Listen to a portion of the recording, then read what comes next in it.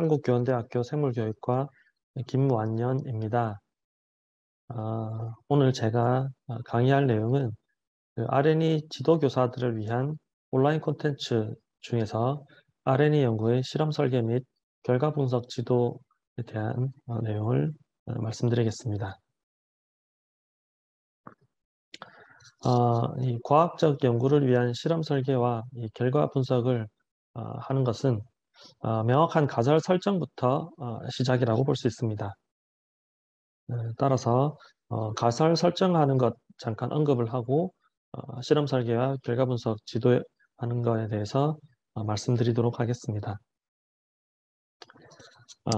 우리가 그 과학적 연구 방법이라 하면 현상 관찰 및 탐구, 그리고 이를 통해서 얻은 내용 중에 호기심 해결을 위한 가설을 설정하고, 그리고 이 가설을 검증하기 위한 실험을 설계를 하죠.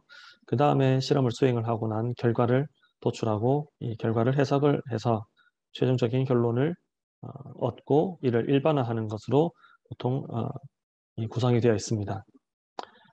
여기서 우리가 최종 결과물 같은 실험을 설계하고 얻은 결과와 관련된 용어가 이제 데이터입니다. 이 데이터는 기록된 관찰이고 과학적 탐구의 기초가 되는 정보 목록으로 정성적이나 또는 정량적인 특성으로 구성이 됩니다. 일반적으로 우리 연구자들은 이 자신들이 얻은 데이터를 통계적 처리를 통해서 분석을 합니다. 그러고 이게 의미가 있는지 의미가 없는지 유의성을 판단을 하죠. 그래서 각종 교과서나 논문에 실려 있는 어떤 문장이나 이러한 결과물들 대부분 이제 모두 통계적으로 의미가 있는 것들로 구성이 되어 있습니다. 이 가설을 설정하는 데 있어서 두 가지 어떤 이 추리 방법을 이용을 할 수가 있습니다. 귀납적 추리와 연역적 추리죠. 특수한 관찰들을 통해서 일반적인 결론에 도달하는 이러한 특징을 가지는 것이 바로 귀납적 추리인데, 관찰을 수집하고 분석하는 과정에서 일련의 공통점을 찾을 수가 있습니다. 이때 관찰은 굉장히 오랜 또는 이 다수의 이, 이 관찰에 대한 어떤 특징이 모이는 거라고 볼 수 있고, 어쨌든 이를 통해서 하나의 공통된 일련의 공통점을 찾을 수 있고 중요한 결론으로 이어질 수가 있습니다. 대표적인 예시가 태양은 항상 동쪽으로 뜬다. 그리고 모든 생물체는 세포로 구성된다. DNA 유전 물질로 작동하는 DNA 이런 것들이 있습니다. 연역적 추리는 일반적인 내용으로부터 특수한 결과를 이끌어내는 낸다는 의미가 되겠고, 요거는 어떠한 전제가 옳다고 가정을 할 경우에 어, 또 다른 현상에 대해서 예측할 수 있다는 특징이 있습니다. 그래서 어떤 실험이나 관찰 결과가 나타날 수 있는지를 예측할 수가 있고, 이를 예측한 것을 실험으로 검증해서 평가를 할 수가 있습니다. 그래서 만약에 뭐뭐지라면 이거는 이렇게 이렇게 될 것이다 라고 하는 것이 바로 연역적 추리에 의한 가설 도출이라고 볼 수 있겠죠. 그래서 이 가설이라 함은 어떤 호기심을 해결하기 위한 일련의 관찰과 탐구 활동으로 수집 및 분석한 데이터를 바탕으로 호기심 내용과 관련된 질문에 대한 잠정적인 답을 할 수 있을 것이고, 이 잠정적인 답이 바로 가설에 해당하는 것입니다. 그래서 가설은 관찰과 가정에 근거한 가상적 설명이라고 볼 수 있고, 이 검증 가능한 예측을 동반할 수 있는 설명입니다. 그래서 이 하나의 가설이 세워지게 되면, 가상적 설명이 나타나게 되면 이 가설은 검증 가능한 예측을 동반할 수 있어야 합니다. 그래서 이때 이 가설은 실험을 통해서 검증이 가능해야 합니다. 그래서 실험을 적용할 수 없는 가설이라면 우리가 어떤 설명이라면 우리가 가설이라고 부를 수는 없게 되겠죠.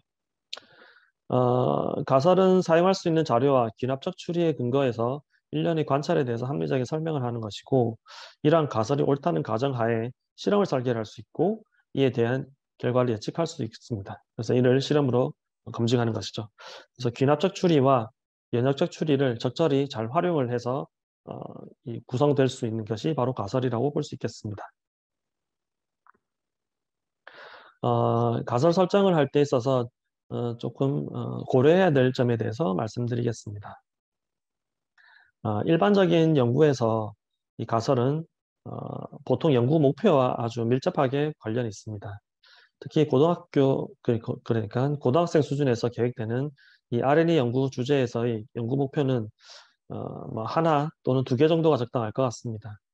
대부분의 연구에서는 보통 연구 목표를 두세 개씩 보통 잡고 수행을 하는 것 같습니다. 어쨌든 이 연구 목표에 해당하는 이 호기심의 주체가 되는 그런 현상이 있었겠죠.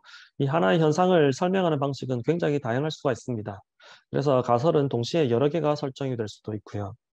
만약에 가설이 여러 개라면 각각의 가설에 대해서 독립적인 실험을 설계를 해야 하고 수행해서 올바른지 틀린지 평가를 해야 합니다.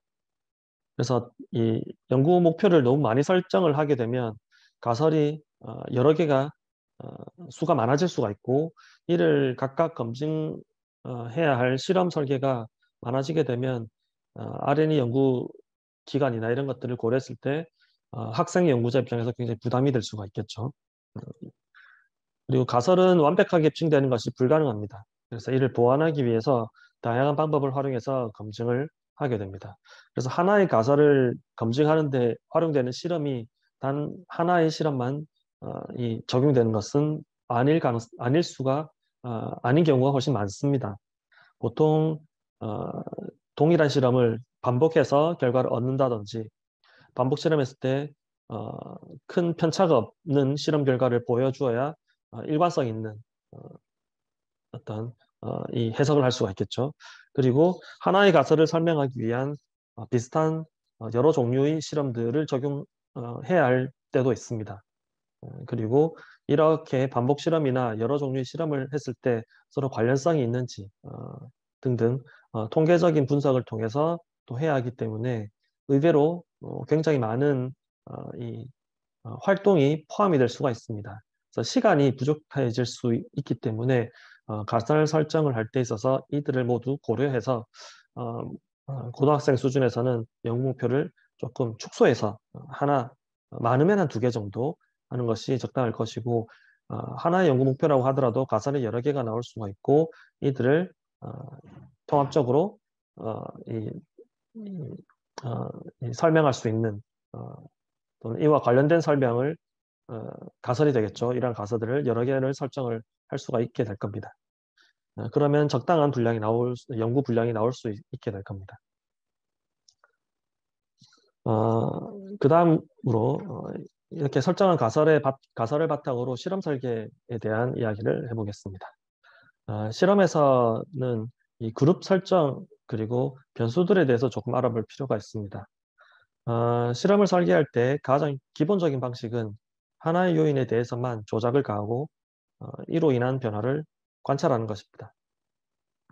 여기서 조작되는 요인은 가설 검증에 굉장히 밀접한 관련성이 어, 있어야 하겠죠. 어, 그래서 이 하나의 요인을 조작하기 전 상태로 결과를 관찰하고자 하는 그룹을 우리가 대조군이라고 부르고 하나의 요인을 조작한 뒤에 결과를 관찰하고자 하는 그룹을 실험군이라고 합니다. 대조군과 실험군에 대해서는 사실 굉장히 잘 알고 있는 개념이긴 한데 실제로 실험을 설계를 할 때 실험군은 잘 설정을 합니다. 학생 연구자들이. 근데 대조군을 어, 좀 올바르게 설정하지 못해서 비교하고자 하는 실험군을 어, 이 제대로 된 해석을 할 수 없는 결과를 얻는 경우들을 종종 볼 수가 있었습니다. 그래서 이 대조군 설정하는 것이 사실 굉장히 중요할 수가 있습니다. 어, 이 실험군에서 조작으로 변화하게 되는 그 하나의 요인이 있었는데 이 요인을 우리가 독립변수라고 부릅니다. 이 독립변수가 변함에 따라서 영향을 받아서 어떤 또 다른 동반되는 변화가 있을 텐데 이러한 요인들을 우리가 모두 종속 변수라고 부릅니다. 그래서 어, 독립 변수에 따른 종속 변수의 어떤 변화 값을 우리가 예측하는 결과와 아주 밀접하게 관련이 있게 될 겁니다.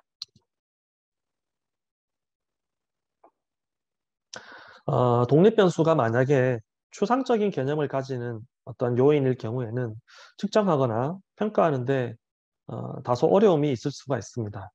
뭐 예를 들자면 학업 성취도, 세포의 대사 활성, 시간이나 공간 이런 것들은 조금은 추상적일 수가 있습니다. 뭐 일반 상대성 이론에서의 어떤 시간, 공간에 대한 시공간에 대한 개념 차이가 있죠. 그리고 세포의 대사 활성, 대사 활성이 높다 낮다를 어떠한 식으로 평가를 할 것이냐, 생각보다 추상적일 수가 있습니다. 학업 성취도나 또는 학업 만족도나 이런 것들은 그러니까 학업에 물 수행하는 그 어떤 뭐 학생이라고 본다면 이 학생의 어떤 개인적인 만족감, 개인적인 성취감에 측정하는 것은 굉장히 어려울 수가 있습니다. 이를 수치화시킬 수도 없고요. 어, 어떤 겉으로 드러나는 것도 아니고 그래서 이런 것들은 측정하거나 평가하는 것이 좀 많이 어려울 수가 있습니다. 이와 유사한 사례들은 아마도 많은 지도교사분들께서 겪고 있을 거라고 생각이 듭니다. 그래서 이러한 것들을 우리가 명확한 기준을 세우는 것으로 해결을 할 수가 있는데 여기서 이제 조작적 정의라는 표현이 등장합니다. 조작적 정의란 객관적이고 실험적으로 기술하기 위한 정의로서 특히 어, 이 실험할 때 측정 수단이나 방법 등에 대해서 자세히 하는 것이 필요합니다. 이게 무슨 말이냐면 세포의 대사활성을 평가를 하는 굉장히 많은 방식들이 있을 텐데 어떠한 연구자는 세포의 대사활성을 어, 어, 이 세포의 증식 속도로 평가를 하고자 합니다. 대사활성이 높게 나타나면 세포가 분열을 빨리 성장을 많이 하게 돼서 분열을 할 수도 있기 때문에 이쪽으로 이어지는 것까지 고려를 해서 평가를 하겠다라고 이야기를 합니다. 그러면 이 연구자는 세포의 대사활성을 세포의 분열 속도로 평가를 하는 것이고 분열 속도는 단위 시간당 세포의 개수로 평가를 할 수가 있게 될 겁니다. 24시간 내에 세포의 개수가 10개에서 20개로 늘어났다. 이런 것들 하면 2배로 증가되었다. 세포의 증식 속도가 2배로 늘어났기 때문에 세포의 대사 활성도 2배로 늘어났다라고 이야기를 할 수가 있겠죠. 이런 식으로 다른 어떤 측정 방법, 수단이나 이런 것들을 동원을 해서 어, 분석을 하고자 하는 것이죠. 그럼 이럴 경우에는 세포의 대사 활성을 세포의 증식 속도로 평가를 했기 때문에 증식 속도가 왜 대사 활성에 영향을 주는지에 대해서 자세히 서술을 해주어야 할 것입니다. 최소한 설득력은 있어야 되겠죠. 그리고 세포의 대사 활성으로 이어질 수 있는 이 세포의 증식 속도를 어떠한 식으로 평가를 했는지에 대해서도 자세히 기술을 해주어야 할 겁니다. 그리고 또 다른 방식으로는 리커트 척도나 뭐 이렇게 점수화시키는 방법이 있습니다. 학업 성취도를 아주 만족했다 5점, 조금 만족했다 4점, 그냥 보통이다 3점, 별로 만족하지 못했다, 성취도가 별로 없는 것 같다 2점, 성취도가 거의 없는 것 같다 1점, 뭐 이런 식으로 하는 거죠. 그래서 추상적인 개념의 요인에 대한 측정 결과가 수치화될 수 있도록 하는 것이 필요할 수가 있습니다. 그래서 이 말은 정성적인 어떤 이 결과물들을 수치화하여 정량적인 값으로 도출되도록 하는 것이죠. 그래서 이러한 이 정량적인 값으로 도출될 수 있도록 하는 다양한 실험 방법들이 있습니다. 그래서 실험 방법들에 대해서 해박한 지식이 있다면 이를 최대한 활용을 한다면 쉽게 이런 추상적인 어떤 독립 변수에 대한 측정을 그리고 종속 변수까지 이어지겠죠. 이런 것들을 우리가 평가나 측정을 할 수가 있을 것입니다. 그래서 실험 설계할 때 유의할 점에 대해서 좀 알아보겠습니다. 하나의 가설을 검증하기 위해서 여러 종류의 서로 다른 실험 방법으로 확인하는 것이 필요합니다.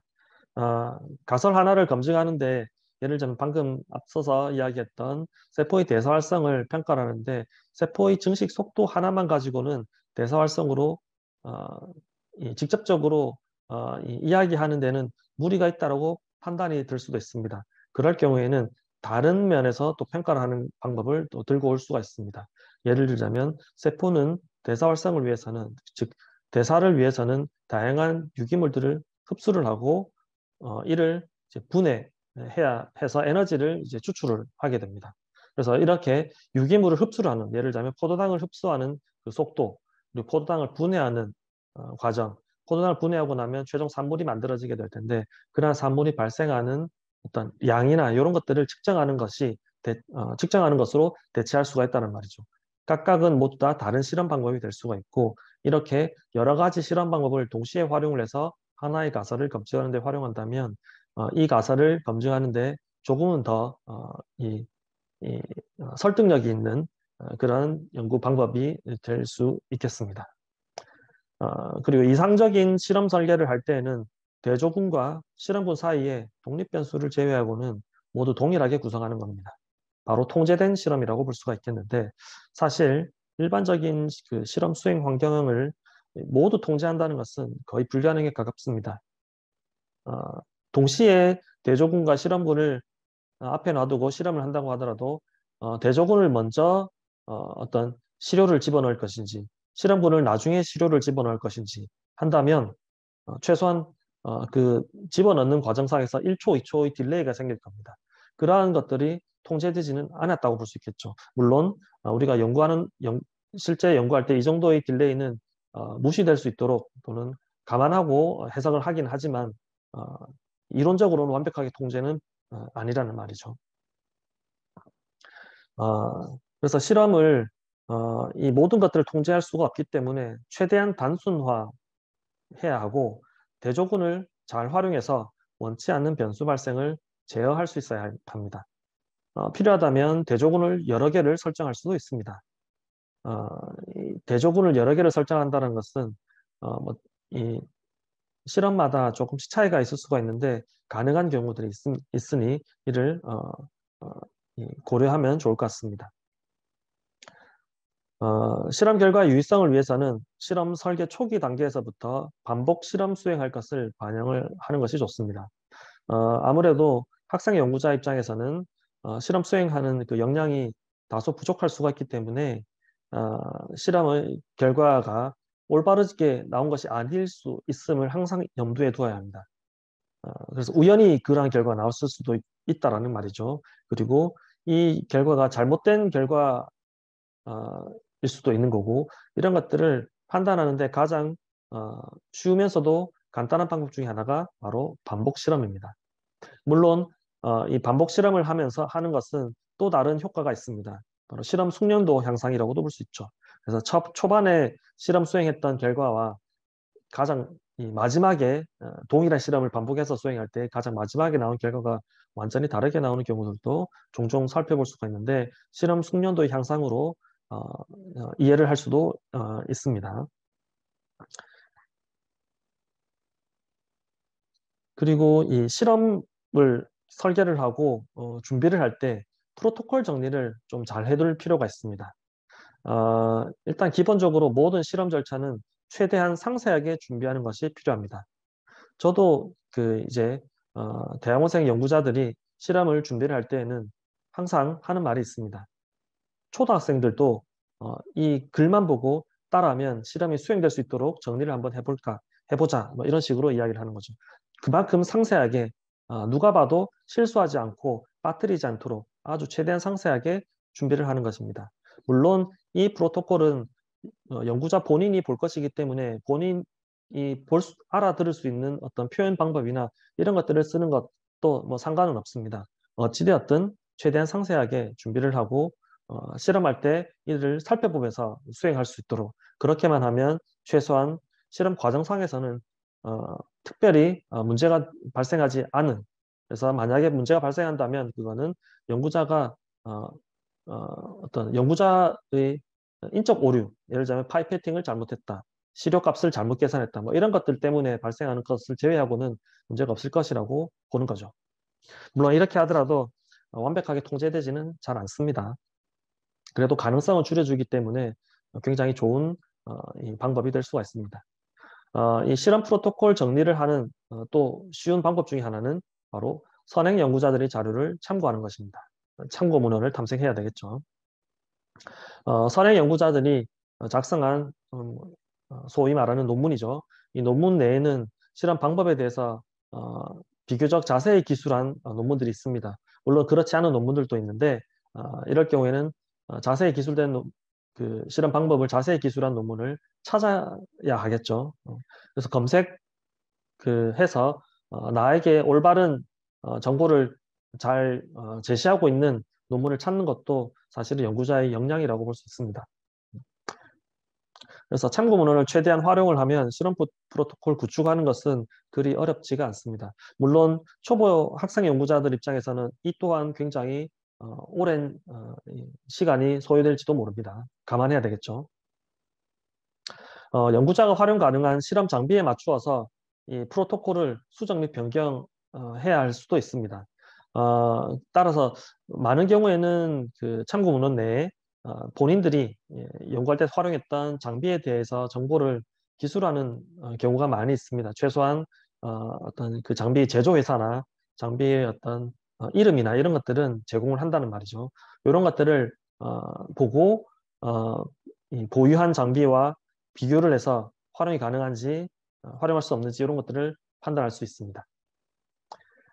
실험 프로토콜 같은 경우에는 프린트물로 준비를 해서 실제 실험할 때 옆에 두고 활용하는 것이 조금 좋습니다. 이때 실제 실험할 때 간혹 가다가 프로토콜과 다르게 수행하는 경우들이 있을 수가 있습니다.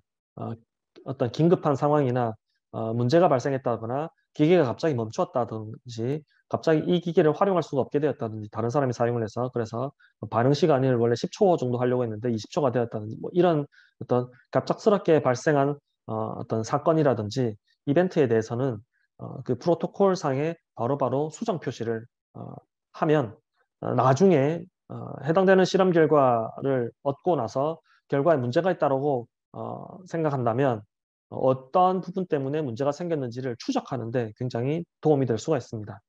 그래서 이러한 것들은 그 다음 실험에 반영을 해서 가상을 검증하는 과정을 개선할 수 있는 효과가 또 생길 수가 있겠죠.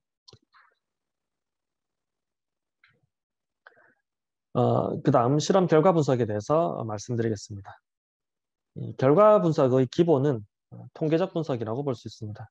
어, 기초과학에서 대부분 자연과학에서 이 통계적 분석 방법은 굉장히 강력한 힘을 가집니다.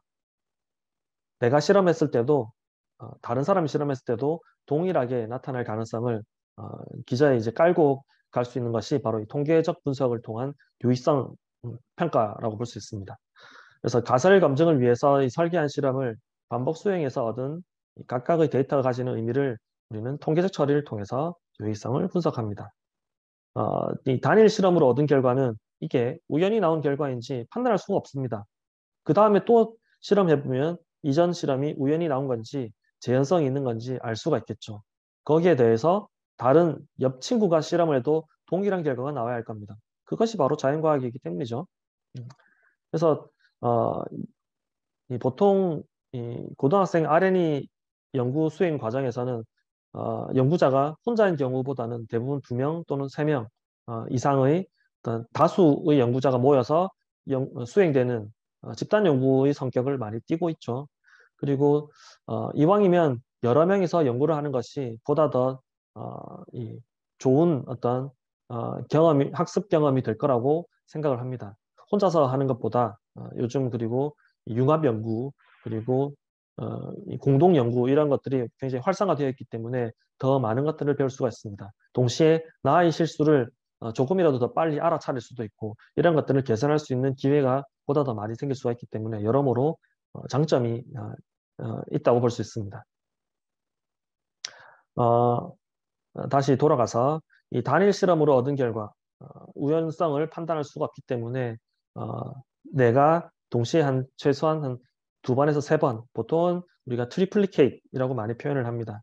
3번 정도는 반복 실험을 한다는 뜻이죠. 그리고 이거를 조금 더 이 객관성과 신뢰성을 확보를 하기 위해서는 이 동료 연구자가 또 반복 실험을 해보는 거죠. 그렇게 하면 실험의 어떤 빈도수가 횟수가 늘어나기 때문에 통계 검사를 하는데 사용할 수 있는 이 수치가 훨씬 더 많아지게 됩니다. 그러면 보다 더 객관성을 확보를 할 수 있는 기회가 되겠죠. 그리고 이 그룹 간에 또 비교를 해서 이 통계 분석을 통해서 결과 해석을 또 용이하게 할 수도 있습니다. 통계 분석하면 이것도 뭐 통계학 공부를 해야 되느냐라고 생각을 할 수가 있는데 굳이 그렇게까지는 할 필요는 없습니다. 아, 일단 통계 분석 방법, 일반적으로 많이 활용되고 있는 통계 분석 방법에 대해서 어, 잠깐 말씀드리도록 하겠습니다. 첫 번째는 빈도 분석입니다. 말 그대로 개수 또는 횟수 이러한 수집한 데이터가 이제 빈도일 경우가 있습니다. 이런 것들 그리고 그룹 간의 빈도차를 분석하는 것으로 그러니까 그룹 간의 빈도차를 분석하는데 활용되는 통계 분석 방법이고 대표적인 것은 이제 카이 제곱 검정법이 있습니다. 예를 들자면 9월, 10월, 11월 달에 이제 가을에 낙엽이 떨어지는데 이때 9월 달, 10월 달, 11월 달에 떨어지는 은행 나뭇잎의 잎수는 차이가 있을 것이다 라고 하면 이러한 가설을 세웠다면 실험을 통해서 9월 달에 떨어진 은행 나뭇잎, 10월 달, 11월 달 각각 개수를 세겠죠. 데이터가 빈도입니다. 월별 빈도차를 분석을 할 수가 있겠죠. 이러한 차이가 어떠한 유의성을 가진지 의미가 있는지 이 차이는 우연히 이런 차이가 있는지 아닌지 이런 것들을 판단할 수가 있습니다. 그 다음은 평균 분석입니다. 수치화된 결과물에 대해서 평가할 그룹이 두 개만 존재할 때 이 두 그룹의 평균을 비교 분석하는 방식입니다. T검정이 대표적입니다. 예를 들자면 A 파장의 빛을 처리한 양파와 이를 처리하지 않은 양파의 생장 수준에는 차이가 있을 것이다 라고 이야기를 하는 거죠. 이때 생장 수준은 조금 정성적인 느낌이 좀 있습니다. 따라서 이를 수치화해서 표현할 수 있는 실험 방법을 활용해서 적용한다면 평균 분석이 가능하겠죠. 양파의 수를 늘리는 겁니다. A 파장의 빛을 처리한 양파의 수 10개, 처리하지 않은 양파의 수 10개씩 각각 개체를 준비를 하고 빛을 처리해서 생장 수준, 이때 생장 수준은 다양한 방식으로 평가를 할 수가 있습니다. 예를 들자면 싹 잎이 이제 자라는 그 길이 아니면 뿌리의 자라는 길이 또는 성장할 때 광합성이나 이런 것들을 해야 될 테니까 광합성 생산량을 평가를 한다든지 아니면 물을 동일하게만 주고 더 이상 주지 않을 경우에 물의 흡수 증산작용에 의해서 물이 사라지는 양을 측정한다든지 뭐 이런 굉장히 많은 방식으로 다양한 방식으로 수치화해서 우리가 평가를 할 수가 있을 겁니다. 이런 것들을 10개의 개체별로 평균을 내서 각 실험 방법마다 분석을 할 수가 있다는 거죠. 참고로 빈도 분석에서 활용했던 저 은행나무 잎수의 차이도 평균 분석에도 활용을 할 수가 있습니다. 예를 들자면 9월과 10월 두 개의 그룹을 비교를 하는 거죠. 9월 달 은행나무 지역별로 A라는 지역, B라는 지역에서 9월 달에 떨어진 은행나무 잎수, 10월 달에 떨어진 다른 은행나뭇잎 수 이런 것들을 평가를 한다면 동시에 활용도 가능하겠죠. 그 다음은 별량 분석입니다. 수치화된 결과물에 대해서 평가할 그룹이 3개 이상의 경우 사실 굉장히 많은 경우에는 평가할 그룹이 2개만 존재하지 않을 수 있습니다. 그래서 그럴 경우에 활용하는 방법인데 흔히 우리가 아노바라고 부릅니다. 양파 생장과 관련돼서 A 파장의 빛을 처리할 수도 있지만 처리하지 않을 수도 있죠. 동시에 B 파장의 빛, C 파장의 빛에서는 어떨까? 이런 추가적인 궁금증이 있을 수가 있습니다. 그러면 아무것도 처리하지 않은 양파, A 파장의 빛을 처리한 양파, B 파장 빛 처리한 양파, C 파장의 빛을 처리한 양파 4가지 그룹을 평가를 한다. 아노바를 활용을 하면 되겠습니다. 이를 우리가 별량 분석이라고 하고 물론 이 외에도 변수들 간의 상관성만을 평가를 할 수 있는 상관 분석 또는 독립 변수가 종속 변수에 영향을 미치는지 분석해서 인과관계를 평가를 할 수 있는 회귀 분석 방법 등등 여러 가지 통계 분석 방법들이 있습니다. 이 모든 통계 분석 방법의 어떤 특징이나 이런 세세한 것들을 사실은 모두 다 그 연구자가 잘 이해를 하고 활용할 수 있어야 하는데 사실 이 또한 이 학습량이 필요하기 때문에 만만치 않습니다. 그래서 본인이 수행하고자 하는 실험, 이 실험에 대한 정보를 보통 참고 문헌에서 많이 이제 가져오게 됩니다. 이를 참고 문헌을 바탕으로 실험을 설계를 하는 경우가 많기 때문에 그 참고 문헌에서 해당되는 실험 결과를 분석할 때 활용했던 통계 분석 방법이 분명히 제시가 되어 있을 겁니다. 이를 활용한다면 비교적 그 시간을 절약할 수 있는 방법이 될 수가 있을 겁니다. 물론 가장 좋은 거는 각각의 통계 분석 방법 또는 최소한 내 실험에 맞는 이 통계 분석 방법에 대해서는 어느 정도 이해를 하고 있는 것이 바람직하겠죠.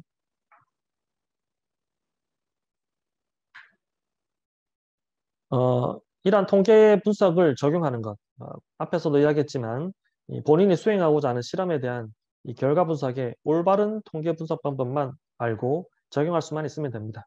모든 통계 분석 방법에 대해서 완벽하게 이해할 필요까지는 없다라는 말이죠. 그래서 대부분 참고문헌에서 이 참고문헌에서 제시된 대부분의 데이터들은 모두 통계 분석 결과를 바탕으로 제시되어 있는 겁니다. 그래서 그 통계 분석 그 방법을 어떤 것을 활용했는지 살펴보고 이를 본인의 그 R&D 연구에서 수행했던 실험에 적용을 한다면 어떤 뭐 이 고등학생 수준에서 이 전문적인 이 통계 지식이 없어도 통계 분석을 하는 데는 큰 문제가 없을 수가 있습니다. 그리고 요즘 이 인터넷이 발달해 있기 때문에 이 통계 분석 그 툴이 있습니다. 소프트웨어 프로그램들. 이런 소프트웨어 프로그램들을 활용을 해서 활용하는 방법을 조금 배운다거나 어, 또는 그런 그 프로그램들은 클릭만 하면 알아서 이, 대부분 수행을 해줍니다. 그래서 이런 것들을 조금 이 따로 어떤 이 지도교사 분들께서 통계 처리 관련된 그 분석 프로그램 활용 세미나나 워크샵 같은 것들을 학생 연구자들에게 제공을 한다면 어느 정도 이 해소가 될 가능성이 좀 있겠죠. 그 다음에 이 데이터를 분석하고 표현하는 겁니다. 사실 데이터, 그러니까 실험 결과값들이 되겠죠. 이 결과값들을 결과값들의 어떤 종류에 따라서 분석하고 표현하는 방법들은 굉장히 다양합니다. 그래서 뭐 답은 없습니다. 사실 이때는 답은 없고 연구자의 어떤 온전한 몫이라고 볼 수 있는데 이왕이면 내 연구를 다른 사람들이 한 번에 한눈에 이해한다면 더 좋지 않겠습니까? 결국엔 이 나의 연구 역량을 이 어, 보여지는데 가장 어, 이 쉬운 방법 중에 하나가 데이터를 한 번에 이해를 시키는 겁니다. 처음 이 연구 주제를 접한 다른 동료 연구자들 입장에서는 해당되는 연구의 내용이나 이 실험 방법 이런 것들을 잘 모를 수가 있습니다. 실험 방법은 모르지만 데이터만 보면 이게 무슨 의미를 하고 있는 건지 이해를 할 수가 있습니다. 우리가 뉴스 기사나 이런 것들을 볼 때 해당되는 내용들을 모두 다 이해하지 못하지만 그래프나 이런 것만 보면 무슨 일이 어떻게 발생하고 있는지 이런 것들을 금방 알 수가 있는 것처럼 이 데이터를 어떻게 표현하는 것이 한눈에 이해하기 좋을지 고민을 한다면 이 어느 정도 해결이 될 수가 있습니다. 그래서 필요하다면 데이터를 변환하는 것도 좋은 방법이 될 수가 있습니다. 가장 기본적인 이 데이터 표현 방법 중에 하나는 데이터를 수치화시키는 겁니다. 앞에서도 정성적인 어떤 이런 것들, 정성적인 방법으로 특정한 어떤 개념을 설명을 한다면, 특정한 현상을 설명한다면 이를 서술해야 될 거고 불필요한 표현이 그 안에 많이 포함될 수가 있고 글이 길어질 수가 있죠. 근데 이를 숫자로 표현하게 되면 숫자는 크고 낮음을 바로 한눈에 볼 수가 있습니다. 그래서 뭐 리커트 척도로 표현을 한다든지 아니면 화학 반응을 숫자로 출력하는 장비 이런 것들을 활용한다든지 하는 것이죠. 그리고 데이터 비교는 최대한 단순하게 하는 것도 좋습니다. 예를 들자면 어떤 화학 반응을 숫자로 출력하는 이러한 장비들 중에 대표적인 장비가 이 빛의 어떤 흑광도를 수치화시켜주는 빛을 흡수하는 어떤 정도가 되겠죠. 이런 것들은 숫자로 표현해 주는데 그 값이 10만 단위, 100만 단위 이럴 수가 있습니다. 그럼 10만 단위와 100만 단위 한눈에 보기에는 숫자지만 평가하는 것이 또 그리 쉽지가 않을 수가 있습니다. 한눈에 안 들어오죠. 그래서 이런 것들을 배수로 표현한다든지 분수화시켜서 아니면 비율이나 퍼센트로 표현한다면 또 한눈에 볼 수가 있겠죠. 데이터를 변환하는 것입니다.